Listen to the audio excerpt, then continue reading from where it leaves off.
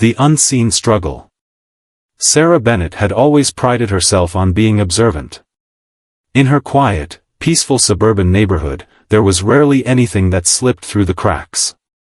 It was the kind of place where the rhythmic ticking of lawnmowers and the sound of children's laughter filled the air, where everyone knew everyone else, and change, if it came at all, arrived slowly. But tonight, something was different. Sarah, still in her work clothes, an unbuttoned blouse and a pencil skirt, stepped out of her car and surveyed the street. The summer evening was warm, with a slight breeze rustling through the leaves of the tall oaks that lined the road. The streetlights blinked on one by one, casting long, stretching shadows across the quiet neighborhood. Yet, there was an unsettling stillness in the air. Her eyes unconsciously wandered over to the old Wilson house next door. It was a relic of a time long past, a house that had stood empty for nearly 3 years. The family had moved out abruptly, without explanation. Rumors had swirled around their sudden departure, but no one really knew for sure. All Sarah knew was that the house had become a sore spot in an otherwise picturesque neighborhood. The once pristine white paint on the house was now chipped and faded, exposing the wood underneath. The lawn, which used to be neatly trimmed, was overgrown with weeds that reached knee-high in places. The windows, once spotless, were now smudged and coated in layers of dust. It looked forgotten, abandoned, an eyesore. As Sarah grabbed her purse and a stack of files from the passenger seat, she glanced at the window on the second floor of the Wilson house. At first, she thought it was just a trick of the fading light. But then she saw it again. A shadow moved across the window, a figure, distinct and dark against the dull grayness of the room inside. Her heart skipped a beat. It wasn't the first time Sarah had noticed strange things about the house. She'd heard odd noises coming from it late at night, footsteps, scraping sounds, whispers on the wind. But she had always brushed it off, telling herself it was just the house settling, or perhaps an animal seeking shelter. But this felt different. The shadow in the window lingered, almost as if it were aware of her gaze. Sarah's breath caught in her throat, and she instinctively pulled her keys from her purse, her hand trembling slightly as she glanced nervously around. It was probably nothing. The house was old, the glass cracked, and the light from the street lamp outside created all sorts of odd reflections. But something inside her told her to stay alert. She blinked hard, trying to dispel the sense of unease that was creeping up her spine. "It's nothing," she muttered under her breath, but her voice faltered. Still, her gaze remained fixed on the window. It was absurd, she knew, but for a moment, she felt as though she wasn't the only one watching. She fumbled with her keys, still staring at the window. The figure inside seemed to move again, or maybe it was just her mind playing tricks on her. Either way, the longer she looked, the stronger her sense of discomfort grew. With a quick glance at the street to make sure no one was nearby, she pushed open the door to her house and stepped inside. The security of her home didn't offer much solace.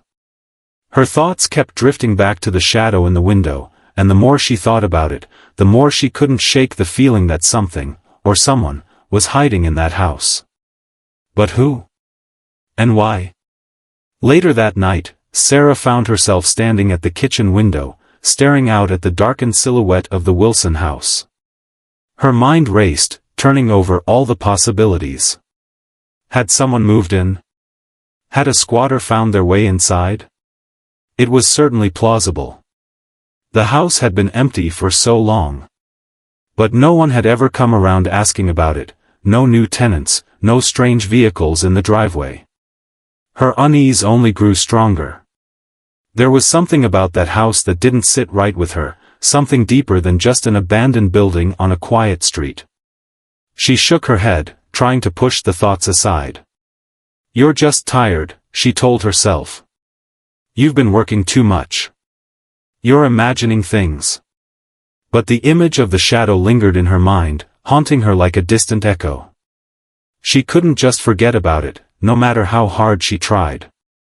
The next day, Sarah found herself walking down the street on her way to the grocery store, her thoughts still preoccupied with the house next door. It had been an ordinary morning, the sun rising slowly over the horizon and casting golden light on the neighborhood. The birds were chirping, and the faint scent of freshly cut grass lingered in the air. Everything seemed normal, almost too normal. As she walked past the Wilson house, she couldn't resist glancing up at the window again. For a split second, she swore she saw something, a figure standing just behind the glass, peering out into the street. Her pulse quickened, and her footsteps faltered. But when she looked again, the window was empty. The shadow, if it had ever been there, was gone. She shook her head in frustration, telling herself that she was overthinking things. The house was abandoned, and it had always been a little eerie.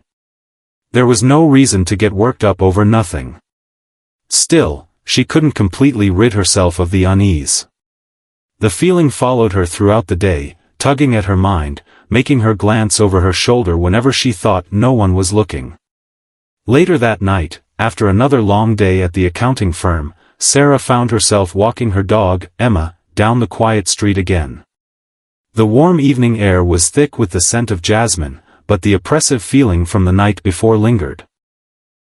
The street was quiet, the only sounds coming from the occasional rustle of leaves in the wind and the distant hum of a car engine. As she passed the Wilson house once again, something caught her eye, a figure standing in the window. This time, she didn't hesitate. Her steps faltered as she stared up at the window, her heart hammering in her chest. The figure was unmistakable. It was a boy. The boy stood motionless in the window, staring out into the street. His face was thin and gaunt, his eyes dark and hollow, as though they had seen more pain than any child should ever have to bear. His clothes were ragged, a mixture of worn-out jeans and a hoodie that was far too big for him. His hair was wild, unkempt, and matted to his scalp. Sarah's breath caught in her throat. Who was this boy? How long had he been living here? And why hadn't anyone noticed him before? The boy didn't move. He just stood there, his eyes fixed on Sarah as though he knew she was watching him. It felt as though the world had stopped for that brief moment. The boy was real, and he was living in the shadows of the Wilson house. In that instant, Sarah knew she couldn't walk away.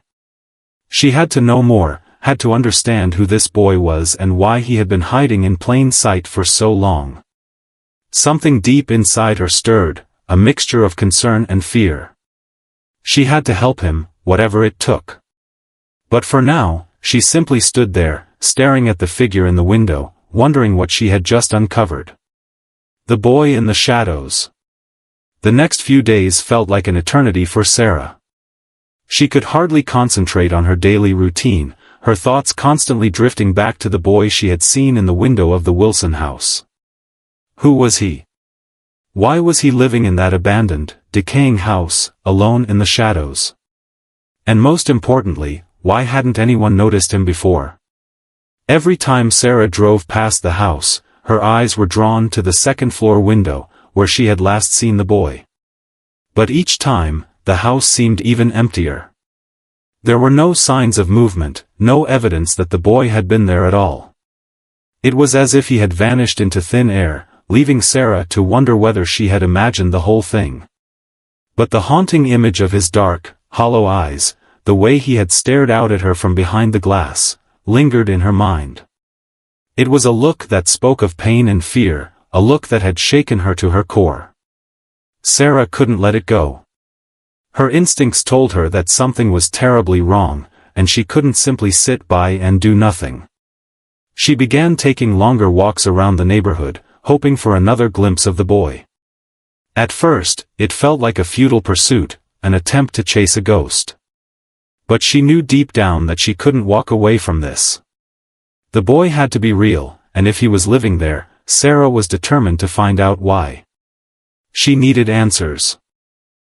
One evening, as the sun dipped low and the first stars began to twinkle in the sky, Sarah found herself walking past the Wilson house again, this time with a purpose.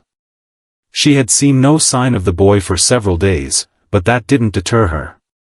She was resolute. She had to know what was going on.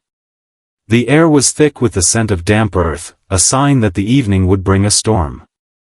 The wind rustled the leaves of the trees, carrying with it a feeling of anticipation.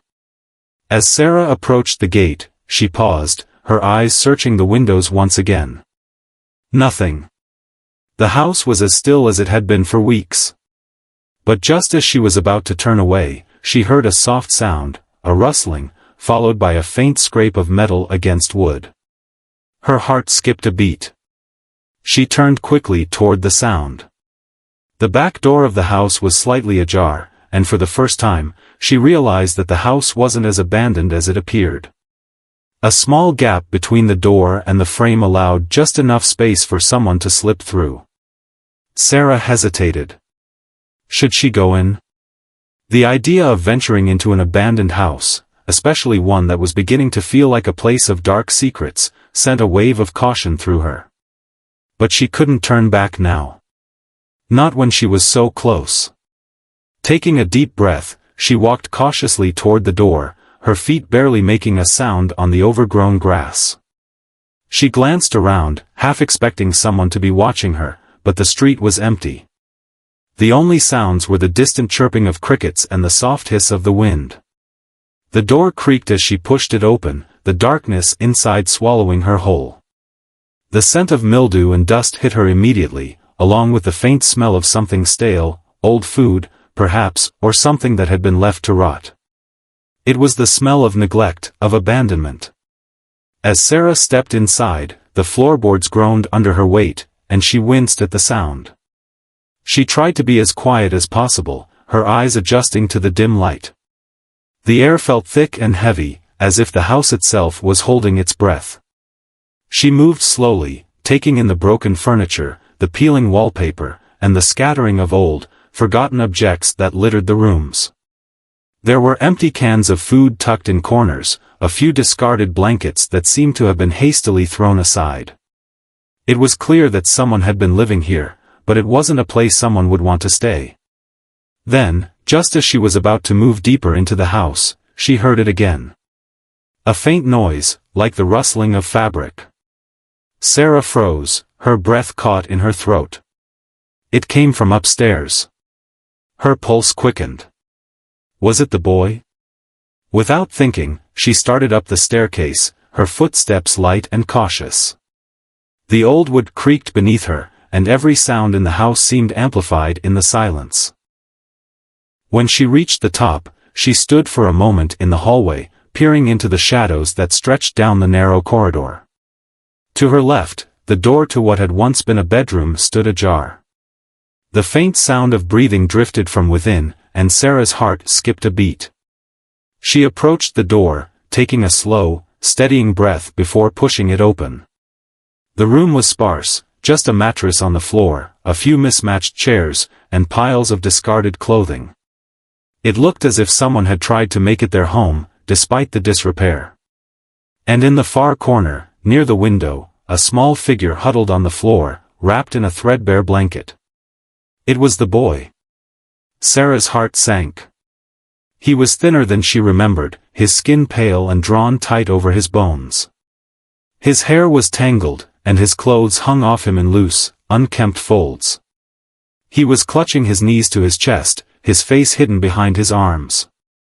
The only sound in the room was the shallow, erratic rhythm of his breath. She took a tentative step forward, unsure if she should approach. Would he be afraid of her? Would he run again? "Hey," Sarah said softly, her voice barely above a whisper.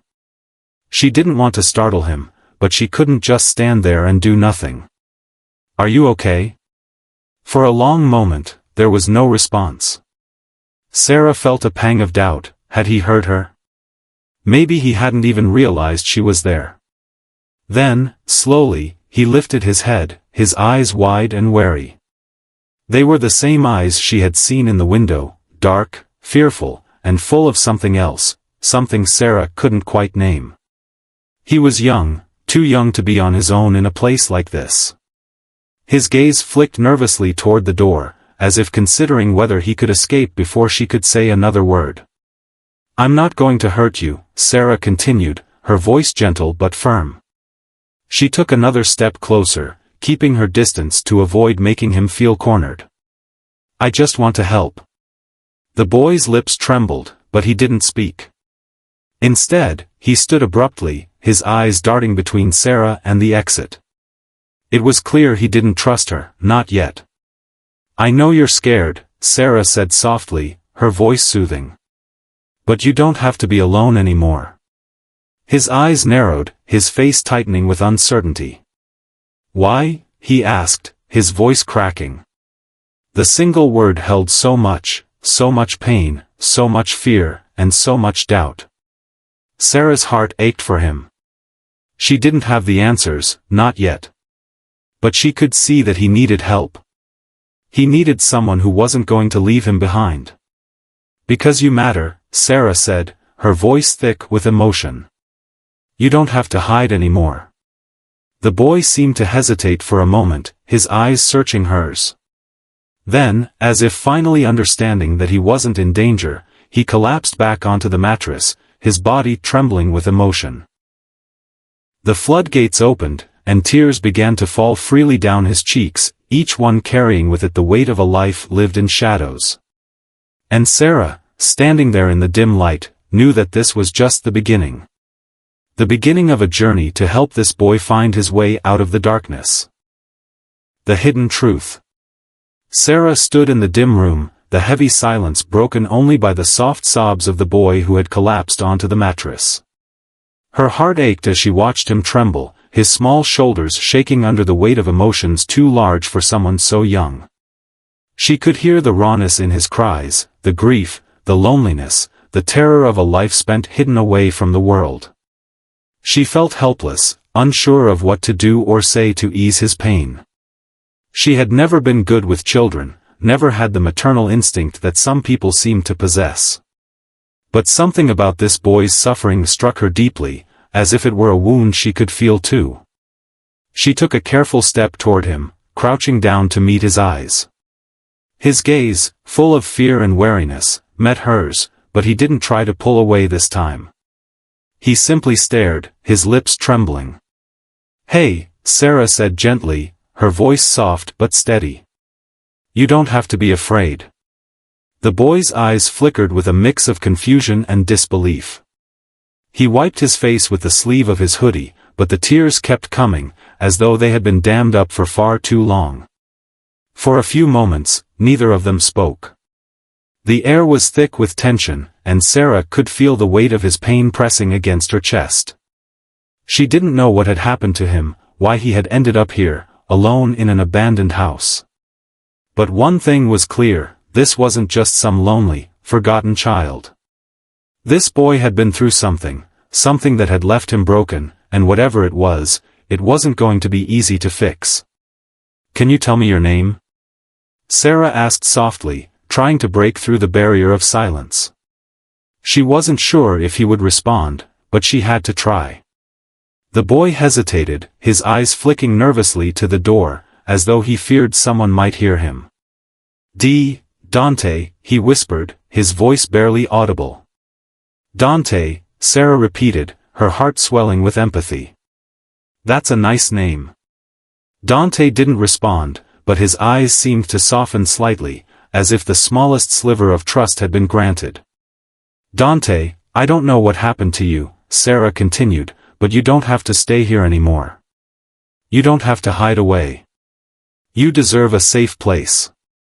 The boy's eyes hardened again, and for a moment, Sarah saw something fierce, something defiant, in his gaze. He shook his head quickly, as if rejecting her offer before it had even been made. "No one wants me," he muttered, his voice full of bitter resignation. I'm not worth anything." The word struck Sarah like a physical blow.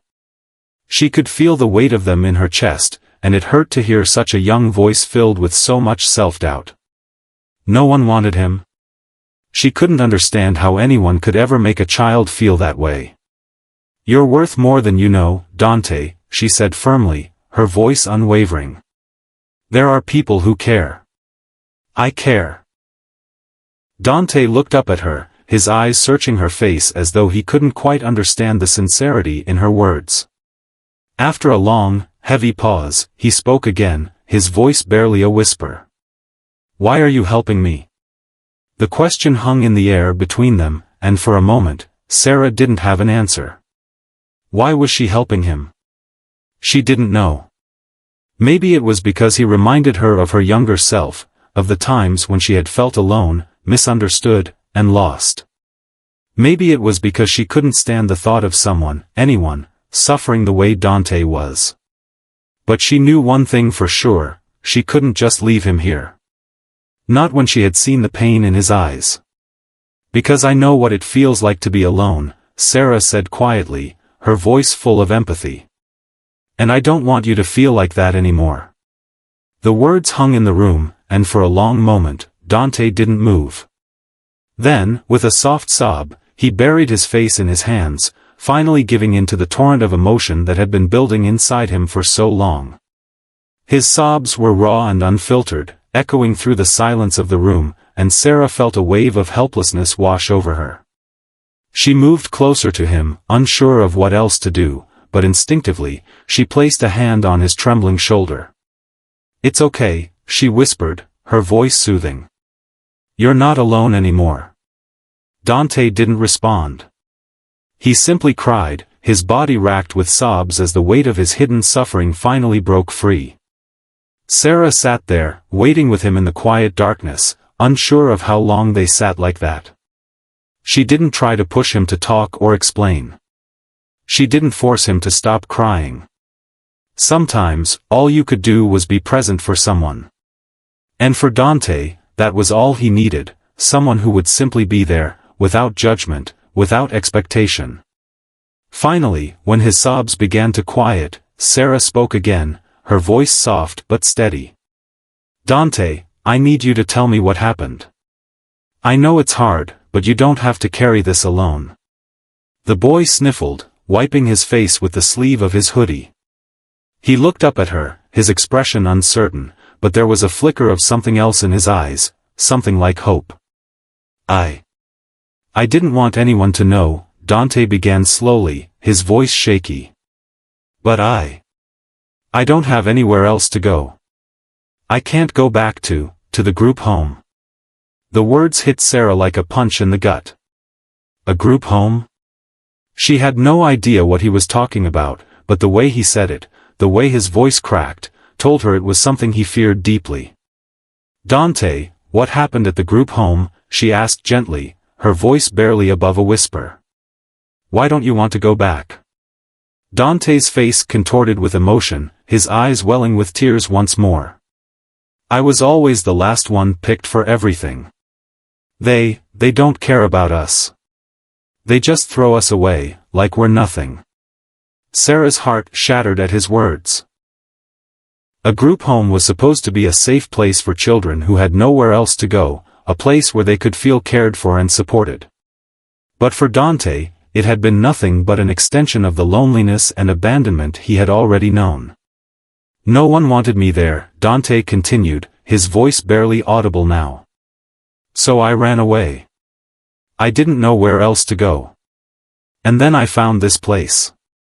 I thought maybe if I stayed quiet, if I stayed hidden, no one would come looking for me. Sarah's chest tightened as she absorbed his words. She could hear the pain and shame in his voice, the belief that he didn't deserve a better life, that he wasn't worthy of care or attention. It made her sick to think about what he had been through, the emotional scars that were so much harder to heal than any physical wound. You deserve better than that, Sarah said firmly, her voice full of conviction. You don't have to hide anymore. You don't have to be alone. There are people who will care for you, Dante. People who will help you. The boy looked up at her, his eyes filled with a mix of disbelief and tentative hope. It was the first time since she had met him that Sarah saw something other than fear in his eyes, a glimmer of trust, no matter how small. I don't know, Dante whispered, his voice trembling. I've never been. I've never been able to trust anyone. I understand, Sarah said quietly. But you don't have to trust me all at once. Just take it one step at a time. And in that moment, Sarah knew that this was just the beginning of their journey. She didn't have all the answers. She didn't know what the future held. But she knew one thing for sure, she wasn't going to let Dante face it alone. A new beginning. The days following that night in the Wilson house felt like a slow unraveling of a complex puzzle for both Sarah and Dante. The first time she took him out of the house, out of the shadows, was a moment she would never forget.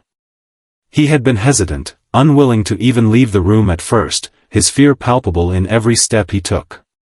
But Sarah had gently insisted, offering him the only thing she knew could help, patience and kindness. At first, she took him to her home, a modest, yet warm space that smelled of fresh linens and comfort. There, she had made him tea, the steam swirling from the cup in the quiet kitchen as he sat across from her, barely touching the cup. She knew he wasn't ready to talk, he wasn't ready to trust anyone, but she wouldn't push him. Sarah's presence alone, she hoped, would begin to heal some of the damage he had endured. It had been a few days since that night, and Sarah was beginning to understand the weight of Dante's silence. His walls were high, built from years of neglect, rejection, and pain. When she looked into his eyes, she didn't just see the innocence of a child, she saw the haunted remnants of someone who had been through far too much for someone so young. That evening, as the sun began to set and the sky turned a soft, dusky pink, Sarah sat across from Dante in her living room, the air still and heavy with the unsaid. He was sitting in the corner of the couch, his knees drawn to his chest, his arms wrapped tightly around them. He had been like this ever since he'd arrived, quiet, closed off, barely making a sound unless spoken to. Dante, Sarah began, her voice soft but firm, I know you're scared. I can't imagine what you've been through, but I need you to understand something. You don't have to carry this alone anymore. You don't have to be scared anymore. Dante's gaze flickered toward her, just for a moment, before his eyes dropped back to the floor. It was a look she had seen so many times before, a silent plea for help mixed with the overwhelming fear of rejection. You've been running for a long time, haven't you? Sarah said, her tone quiet and understanding. Dante shifted uncomfortably but didn't respond. That's okay, Sarah continued, but you don't have to run anymore. You're safe here. For a moment, there was nothing but the sound of the clock ticking on the wall, the faint hum of the refrigerator in the kitchen, and the steady rhythm of Dante's shallow breaths. The air was thick with unspoken words, with a tension that neither of them could shake. Sarah reached over and gently placed her hand on the back of his, her touch light but comforting. Dante, she said again, her voice unwavering, I'm not going to push you. I just want you to know that whatever you need, I'll be here. You don't have to talk about what happened yet. I'm not going anywhere. At her words, something in Dante's expression shifted. A flicker of something, maybe hope, maybe relief, crossed his face. But it was fleeting.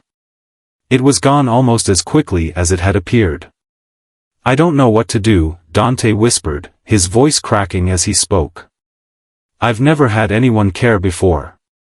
No one ever wanted to help. Sarah's heart clenched. She could feel the weight of his words, the years of rejection that had shaped him into the boy sitting before her. He had spent so much time fighting just to survive, he hadn't learned to trust that anyone could actually care about him. The realization of how deeply broken he truly was hit Sarah like a wave. How could anyone endure that kind of neglect? You don't have to figure everything out right now, Sarah said gently, her voice low and soothing. You're not alone anymore, Dante. And you're going to be okay. I promise. Dante didn't speak for a long while, his gaze distant.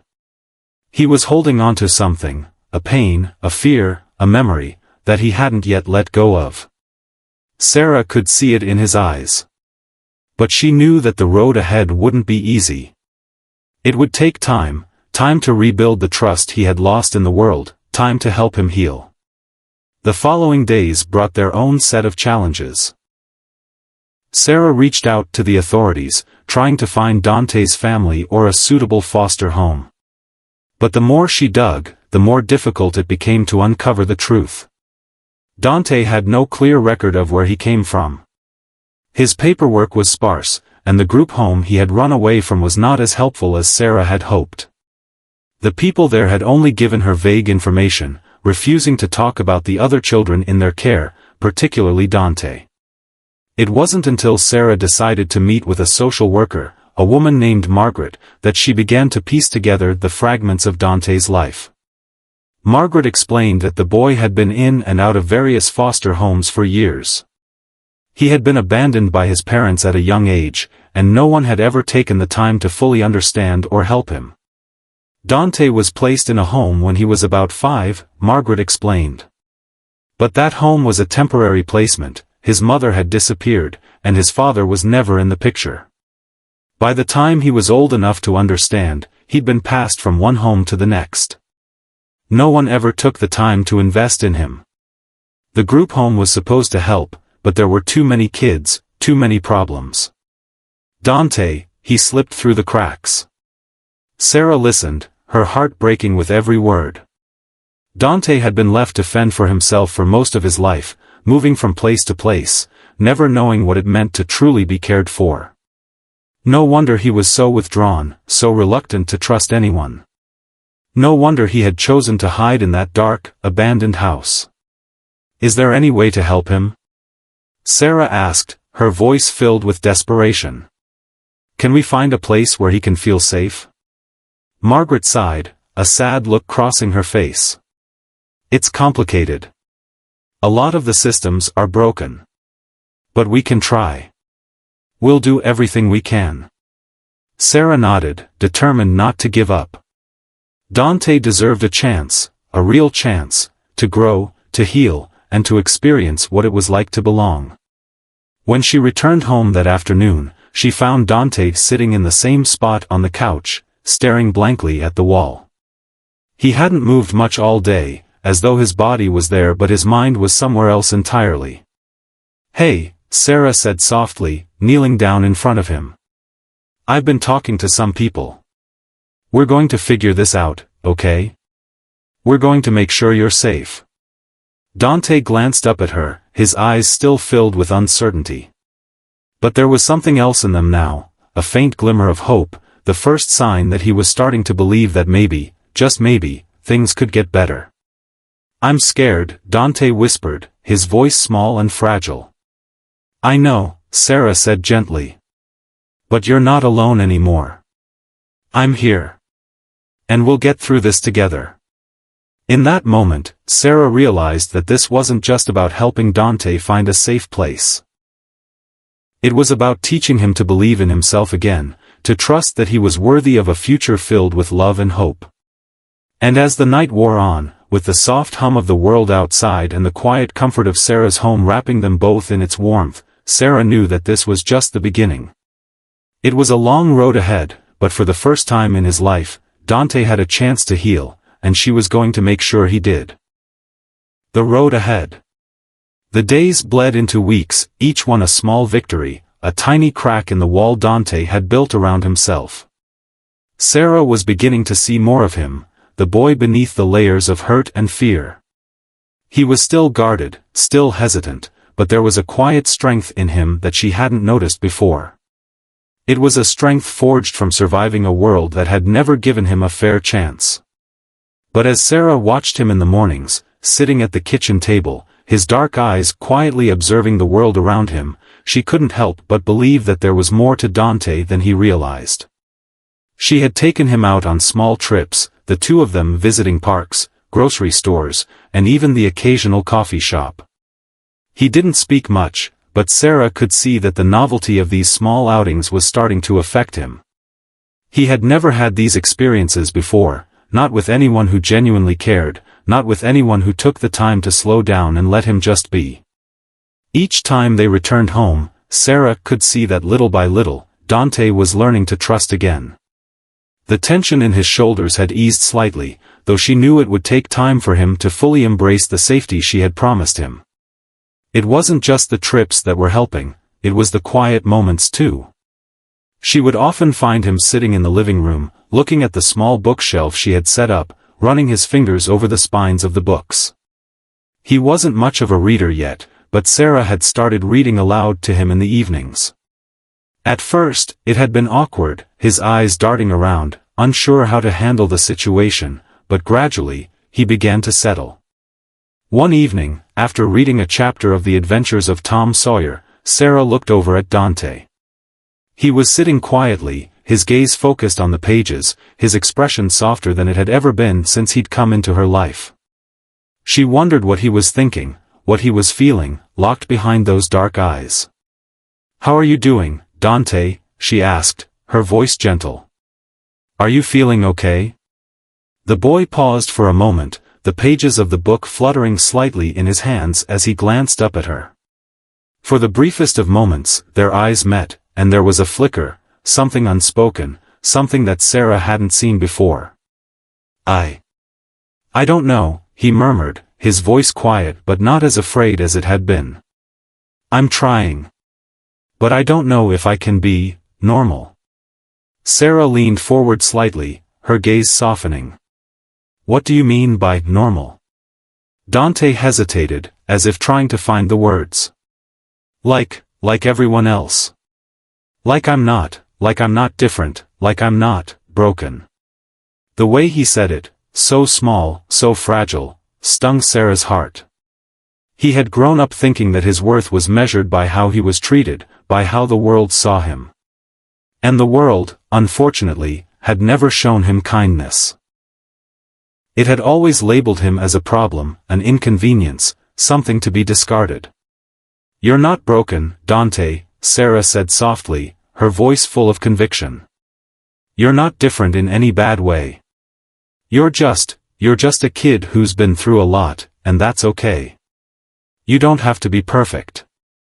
You just have to be yourself." Dante didn't say anything, but he didn't look away either. His eyes stayed on her, and for the first time, Sarah saw something else, a quiet understanding, a spark of hope. It wasn't much, but it was enough for Sarah to believe that maybe, just maybe, he was beginning to accept the possibility that he wasn't the sum of his past. As the weeks passed, Sarah continued to meet with social workers and counselors, trying to figure out the best way to help Dante transition into a more stable environment. The process was slow. There were many forms to fill out, background checks to conduct, and a lot of waiting. But through it all, Sarah remained steadfast, refusing to let Dante slip through the cracks the way he had before. Dante's progress was slow but steady. There were days when he would retreat into himself, unable to talk, unable to face the world outside the walls of Sarah's home. Those days were the hardest for both of them. Sarah would sit quietly with him, not forcing conversation but offering her presence. She would bring him his favorite snacks, set up a quiet space for him to draw or listen to music, and wait for him to come back to her, piece by fragile piece. It was during one of these quiet days that something unexpected happened. Sarah had been sitting at the kitchen table, working on her paperwork, when Dante approached her. His feet shuffled nervously across the floor, and for the first time in a long time, Sarah looked up and saw him standing there, holding something in his hands. "What is it, Dante?" she asked gently, her voice full of warmth. Dante didn't respond right away. He looked down at the small notebook in his hands, then back at Sarah. His throat tightened, and for a moment, it seemed like he might not be able to speak at all. But then, with a shaky breath, he spoke, his voice small but clear. I wrote something," he said, his words coming out slowly, as if testing the waters. It's about how I feel. I don't really know how to say it, so I wrote it down." Sarah's heart skipped a beat. It wasn't the first time Dante had shown an interest in writing. He'd made a few scribbles in a notebook Sarah had given him, but this felt different. It felt like he was offering her a part of himself he had never shared with anyone. She motioned for him to sit down beside her. "You don't have to read it if you don't want to," Sarah said, her voice calm, reassuring. "But I'd be happy to listen if you're ready." Dante hesitated for a moment, his fingers nervously flipping through the pages. But then, with a deep breath, he began to read aloud. His voice was quiet at first, unsure, but as he continued, there was a new confidence in the words, a vulnerability that Sarah hadn't expected. "It's like, there's a wall around me," Dante began, his voice shaking with emotion. "I built it myself. I don't know how to get out. I don't know if I even want to. But sometimes, I wonder if I could. If I could let someone in. Maybe I could stop being afraid." Sarah's heart clenched as she listened, her eyes never leaving the boy who had been so alone for so long. His words weren't just a confession, they were a revelation. Dante was starting to believe that there could be a way out of the darkness, that maybe, just maybe, he wasn't trapped in a world that had abandoned him. She didn't speak immediately, not wanting to interrupt the fragile moment. But when he finished reading, Sarah took his hand in hers, giving it a gentle squeeze. "I'm so proud of you," she said, her voice thick with emotion. "That was beautiful. You're not alone in this, Dante. You're not trapped. You're not broken." Dante's eyes met hers, and for the first time in a long while, there was a small, tentative smile on his lips. It wasn't much, but it was everything. "You really think so?" he asked softly. "I know so," Sarah replied, her heart swelling with pride and hope. "And I'll be right here, every step of the way. You don't have to face this alone." As the evening settled around them, the warmth of the kitchen enveloped them both. For the first time in a long time, Dante felt like he had a future where he didn't have to hide, a future where he could be more than just the sum of his past. And with Sarah by his side, he knew he wasn't alone. The road ahead would still be difficult, and there were no guarantees. But in that moment, Sarah realized that maybe, just maybe, the boy who had once been lost in the shadows was beginning to find his way back to the light. The future unfolds. As the weeks turned into months, the changes in Dante became more noticeable, more than just in the way he interacted with Sarah, but in the way he began to engage with the world around him. The walls he had carefully built around himself were starting to crack, piece by fragile piece. Every day brought something new, a hesitant smile, a quiet joke, a few more words spoken. He was still that same quiet boy, but there was a softness to his presence now, a gentleness that hadn't been there before. It was as if he was starting to believe in himself, or at least in the possibility that he wasn't defined by his past. Sarah had always known that it wouldn't be easy, healing rarely was, but the progress Dante had made in such a short amount of time still amazed her. The boy who once hid from the world now ventured out into it with a tentative hope, as though every new experience was a small victory in the war he had fought for so long within himself. His body language had softened. His shoulders weren't as stiff, his gaze not as guarded. But there were still days when the weight of the past was too heavy to shake off. Dante would retreat into silence, locking himself in his room or sitting by the window, staring out at the world without really seeing it. Those days, Sarah had learned, were the hardest, not because she didn't understand the struggle, but because she couldn't always reach him. The battle he fought inside his head was one only he could win. But she was there. Always. Ready to help, ready to listen, ready to give him the space he needed. One afternoon, Sarah received a phone call that would alter the course of both their lives. It was from Margaret, the social worker who had been helping with Dante's case. Sarah had been waiting for this call, knowing that it was only a matter of time before the pieces began to fall into place. But when she picked up the phone, the tone in Margaret's voice sent a wave of unease through her chest. "Sarah, we need to talk," Margaret said, her voice thick with concern. "There's been an update on Dante's case. I'm afraid I have some news you may not want to hear." A cold shiver ran down Sarah's spine as she listened, her mind racing with the possibilities of what this news could be. She had worked so hard to make sure Dante would have the stability he needed, the chance to find a family that would embrace him. But hearing the uncertainty in Margaret's voice made her heart sink. "What's happened?" Sarah asked, her voice barely above a whisper. "It's about Dante's family," Margaret said carefully. "We've located his mother." For a brief moment, Sarah felt a flicker of hope. Perhaps this was the breakthrough they had been waiting for. Maybe his mother was ready to take responsibility and offer Dante the care he deserved. But as Margaret continued, Sarah's heart began to break. "It's not what we hoped," Margaret continued. "Dante's mother has been located, yes, but she's in no condition to care for him. She's struggling with addiction, and there's no stable environment for Dante to return to. The situation is complicated, and we're going to have to make some difficult decisions about his future." Sarah felt her chest tighten. She knew it was a possibility, a painful one, but hearing the reality of it felt like a blow to the stomach. Dante had been through so much already. To be faced with the prospect of returning to a world that had never offered him security or love was more than Sarah could bear. "I can't let him go back there," Sarah said, her voice firm despite the growing panic in her chest. "I won't. He's been through enough." "I understand," Margaret said gently. "I'm not suggesting that you have to. But we need to consider all options for Dante.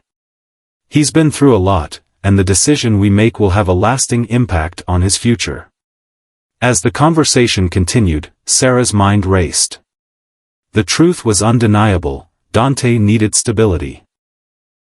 He needed love, safety, and the opportunity to heal. But the question was, could Sarah provide that for him? Was she ready to offer him everything he deserved, not just as a temporary guardian, but as a permanent part of his life? After hanging up the phone, Sarah sat in silence, the weight of the conversation pressing heavily on her shoulders. She had always known that Dante's path would be filled with obstacles, but she hadn't anticipated this. She had never expected to be faced with the decision of whether or not to become his forever home. But the more she thought about it, the more the answer became clear. She couldn't imagine a life without him. Sarah had never considered herself someone who would take on the responsibility of adopting a child. She had always thought of herself as focused on her career, her work at the accounting firm, her quiet life. But that had all changed when Dante walked into her world. He had opened her eyes to what truly mattered: love, connection, and the ability to make a difference in someone's life. It wasn't about the money, the career, or the status. It was about creating a life worth living. A life full of joy, support, and a place to belong. She was ready.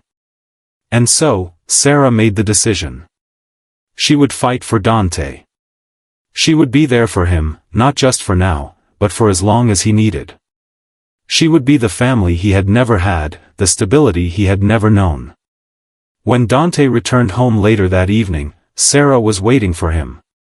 He had been out for a walk, one of his quiet moments where he tried to work through his feelings on his own. But Sarah could tell something had shifted in him. He was different now, more aware, more open, like the boy who had once been lost was starting to find his way. "How was your walk?" Sarah asked, smiling softly as he walked in. Dante shrugged, his expression guarded as always. "It was fine." Sarah took a deep breath, her heart pounding. "Dante, there's something I need to tell you." He looked up at her, his eyes dark and uncertain. He had gotten so used to uncertainty in his life, it had become his only constant. But Sarah wasn't going to let him hide from this one. Not anymore. "I spoke with Margaret today," Sarah continued. "And we have some decisions to make about your future." Dante's expression tightened, and Sarah could see the fear creeping into his eyes. He had lived so much of his life in a world of unpredictability that it was hard for him to believe in something stable, something permanent. But Sarah wasn't going to let him slip through her fingers. "Dante," Sarah said gently, her voice full of conviction, "I've made a decision. I want to be your family. I don't care what it takes. I'm not going to let you go back to a life that doesn't give you a chance. You deserve more than that. You deserve love, and safety, and a place where you can grow." Dante looked at her, his eyes wide, as if he couldn't believe what he was hearing. "You mean, you want me to stay? For good?" Sarah nodded, her voice steady. "Yes. I want you to stay. I want to be your family, Dante. I'm here for you. Always." A long silence stretched between them, filled only with the sound of Dante's shaky breath as he processed her words. Then, slowly, he nodded. The tears began to well up in his eyes, the dam that had held his emotions at bay for so long finally giving way. "I don't know how to accept this," he whispered, his voice breaking. "I've never had anyone want me like this." Sarah moved toward him, pulling him into her arms as he finally let go of the tears he had kept hidden for so long. In that moment, Sarah knew that no matter what challenges lay ahead, they would face them together. Dante had found his way back to the light, and Sarah was there, ready to guide him forward into the future, into the life he had always deserved. Together, they would build a new beginning, a family, a future, a home. And for the first time in his life, Dante could truly believe that he belonged.